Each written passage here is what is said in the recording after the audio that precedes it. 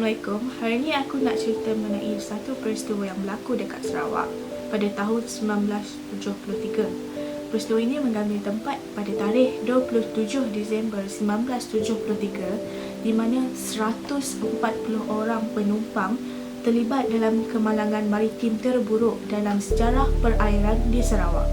Mesti korang tertanya kan peristiwa apa? Peristiwa ni dalam kalangan penduduk Sarawak, diorang gelar sebagai Titanic Sarawak. Kalau dekat England, diorang ada kapal Titanic yang tenggelam dekat Atlantik. Macam korang tengok cerita Jack dan Rose tu lah. Kalau dekat Indonesia, diorang ada kapal Van der Weyck yang tenggelam dekat Lamongan. Lepas tu, kalau dekat Sarawak, kita ada tragedi yang sama. Dan nama kapalnya adalah MV Pulau Kijang yang tenggelam dekat dasar Muara Rajang. Aku nak bagi tahulah, tahun 1970-an tu pengangkutan air ni memang merupakan salah satu pengangkutan utama dekat Sarawak. So, kebanyakan dia akan guna pengangkutan air macam boat express, perahu ataupun ferry lah. Tapi masa aku kecil dulu, aku pernah sempat naik boat express dari tempat aku pergi Kuching. Kau pernah naik boat express? Tak pernah. Mungkin kau lah, aku pernah lah. Tapi sekarang ni tempat boat express yang center kita orang sekarang ni dah tak ada lagi lah, jadi tempat lepak. Dan aku rasa lah kalau jalan Pen Borneo yang sekarang ni in process dekat Sarawak siap, berkemungkinan tak akan ada lagi lah perkhidmatan boat express dekat Sarawak. Tapi sekarang ni dekat Kuching masih lagi ada perkhidmatan boat express. Diorang akan pergi dari Kuching ke Sibu dan juga pergi ke Kapit. Di Kapit tu diorang akan ada naik perahu untuk pergi ke tempat-tempat diorang lah. Jadi aku nak cerita sedikit lah mengenai kapal MV Pulau Kijang ni. Masa kapal ni dibeli daripada syarikat perkapalan dekat Singapura pada tahun 1964. Umur kapal tu 28 tahun kalau tak silap. Kira dah lama jugalah kan. Sebelum tu kapal tu juga pernah berkhidmat dekat perairan Indonesia. Kapal ni dibina pada tahun 1936 dan didaftarkan dekat pelebuhan Singapura sebelum memulakan perkhidmatan. Baiklah, aku akan mulakan. Peristiwanya berlaku pada 26 Disember, sehari sebelum kemalangan tu berlaku. Masa tu sehari selepas cuti perayaan Christmas. Jadi kesemua jambatan dekat Sarawak tutuplah sebab cuti khas kan. Dan diorang akan buka pada 27 Disember. Jadi MV Pulau Kijang ni, pengurusan diorang tunggu sekiranya ada laporan cuaca buruk yang keluar daripada Jabatan Laut Sarawak. Oleh kerana diorang dah terima tempahan awal untuk penumpang yang akan balik pada 26 Disember. Kemungkinan diorang ni balik sebab kerja ataupun atas sebab lain. Diorang pun terus proceed lepas tak ada dapat berita daripada jabatan ataupun laporan mengenai cuaca buruk yang bakal berlaku sepanjang pelayaran diorang tu lah. Jadi pada petang 26 Disember 1973 itu merupakan kali terakhir MV Pulau Kijang dilihat bersama penumpang. Basically kapal ni adalah merupakan kapal kargo tapi dijadikan kapal penumpang.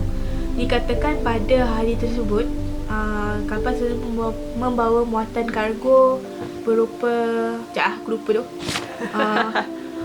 berupa 33,600 botol minuman ringan, 9,400 kg makanan ternakan, 2,150 tin pelbagai jenis biskut, 380 tin minyak masak dan 2 buah kereta yang akan bersama-sama mereka dalam pelayaran tersebut.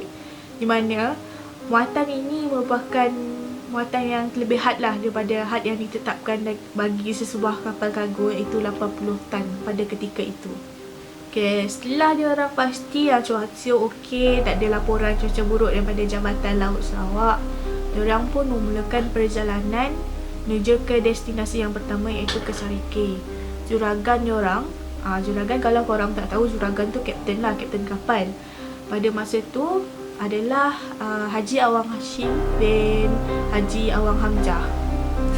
Pada pukul 11 malam, cuaca buruk mula menampakkan diri. Keadaan angin yang kuat menyebabkan kedudukan MV Pulau Kijang tu beralih sedikit daripada kedudukan asal dia. Jadi rempuhan ombak yang besar beberapa kali telah menyebabkan 200 tan air telah masuk ke dalam kapal MV Pulau Kijang. Kalau tadi aku bagi tahu kan yang had untuk kapal Pulau Kijang ni 80 tan. Jadi korang bayangkanlah kalau 200 tan air yang masuk tu boleh menyebabkan kemalangan berlaku pada ketika itu. Kalau korang nak tahu, Pulau Kijang ni jenis kapal tender ataupun elliptical stern. Kalau korang boleh tengoklah dalam gambar rajah ni macam mana. Bila air masuk je dalam bahagian kapal MV Pulau Kijang ni, air tu tak akan keluar terus tau. Kalau ada jenis kapal, air masuk dia orang boleh keluar. Tapi untuk kapal Pulau Kijang ni, untuk kapal jenis ni, bila air masuk, dia tak akan keluar serta-merta. Jadi mungkin ini dah salah satu daripada penyebab kepada kemalangan yang di Pulau Kijang ni berlaku. Jadi berita mengenai karam kapal Pulau Kijang pada 27 Disember 1973 pada pukul 4.03 pagi telah diketahui oleh ramai.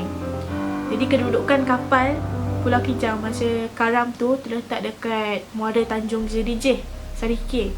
Jadi sanak saudara yang terlibat dalam kemalangan tersebut mula memenuhi sekitar Padang Sentral dengan sekitar Hospital Lama Sarike lah pada ketika itu. Usaha untuk mencari mangsa selamat diteruskan dan hanya 38 orang sahaja yang terselamat dalam tragedi tersebut. Okey, kebanyakan mangsa yang terlibat dalam kemalangan ini dijumpai di kawasan pantai Petanak, Muara Selalang, Lusam, Gerigat dengan Pantai Alip. Kalau korang nak tahu kan masa kejadian tu, kalau aku cakap dekat Sarawak pengangkutan utama adalah pengangkutan air, bermakna masa itu jalan memang susah. Jadi pihak PUDM yang terlibat dalam pencarian tu, diorang kumpul mayat-mayat mangsa atau jenazah-jenazah mangsa tu dan diorang letak dalam netting helikopter yang tergantung dekat helikopter tu. Diorang bawa terbang dan bawa dekat ke Dewan Suara Sarike masa tu.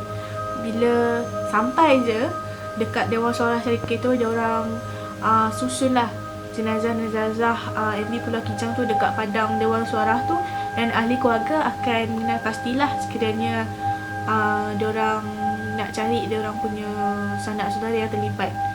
Jadi masa tu diorang pun menjalankan misi untuk mengeluarkan mayat-mayat mangsa yang masih ada dalam kapal MV Pulau Kijang tu. Akibat keadaan cuaca yang tidak mengizinkan, pencarian hanya dijalankan selama 2 minggu sahaja. Kalau korang nak tahulah, masa tu ada beberapa orang beberapa jenazah yang tidak dituntut oleh ahli keluarga, maka diorang ni telah dikebumikan di sebuah perkuburan khas sepanjang 2.6 ekar kalau aku tak silap lah, dekat Jalan Reput dekat Sarike. Jadi sebagai penghormatan ke akhir kerajaan negeri Sarawak kepada mangsa-mangsa yang di Pulau Kijang, diorang telah mengumumkan yang 30 Disember 1973 itu sebagai cuti umum untuk seluruh negeri Sarawak.